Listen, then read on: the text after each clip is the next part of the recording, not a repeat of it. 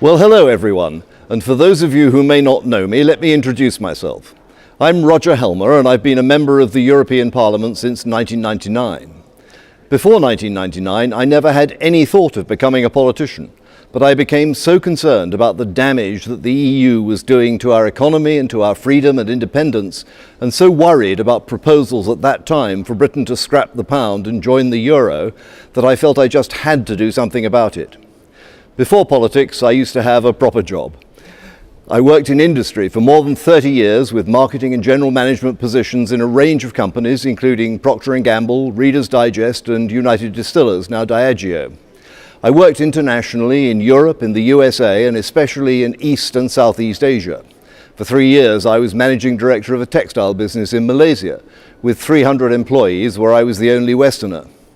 So I may be a Eurosceptic, but I'm certainly not a Little Englander. I believe that Britain's future is as a great global trading nation, and I believe that EU membership is not helping us in that role. In fact, it's holding us back. I was originally elected as a Conservative, but in recent years I was becoming increasingly unhappy with the Tory party, and I came across and joined UKIP in March 2012 at our spring conference in Skegness. I felt that the Tory party was getting it wrong on too many issues. On Europe, we have Cameron pretending to be a Eurosceptic, yet promising to fight tooth and nail to stay in the EU. He promises to renegotiate our terms of membership, but before he starts, he's given away the one negotiating card that might have carried some weight, the threat to leave unless we got acceptable terms. The Tory position on renegotiation is simply not credible. Brussels will not allow one member state to enjoy concessions, or all the others will want them too, and the whole project will unravel. The Tories are profoundly wrong as well on energy.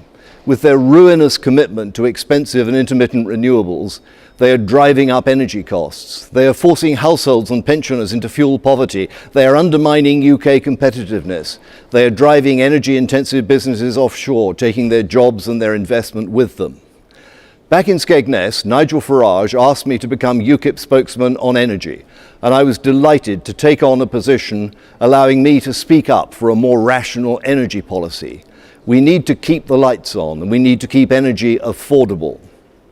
The Tories are talking a good story on immigration, but it's too little, too late. We can't control our borders. We can't repatriate foreign terrorist suspects and criminals. We're hamstrung by European human rights rules.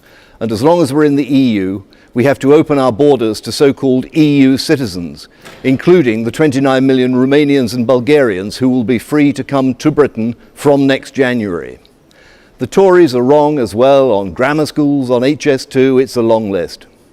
I came to UKIP because UKIP has clear, common-sense policies on all these issues. And since joining UKIP, my only regret is that I didn't join earlier. UKIP as a party is 20 years old. In the last couple of years, we've done remarkably well. We're now clearly the third UK party, and we've come a close second in successive by-elections. We exceeded expectations in May's local elections. But in May next year, we have the biggest opportunity the party has ever seen. I believe we have a real prospect of coming top in share of the vote terms in the Euro election, coming first ahead of Labour and Conservative. That will be a huge achievement, a game changer. It's not guaranteed. The last thing we can afford is complacency. It will take a lot of hard work and commitment. But I believe it can be done, and it will be a fantastic prize. I'm delighted to be on the party's candidate list for the East Midlands, and I look forward to working with the other candidates and with party activists and members and supporters across the region to make it happen. Let's go out and win. Thank you for your support.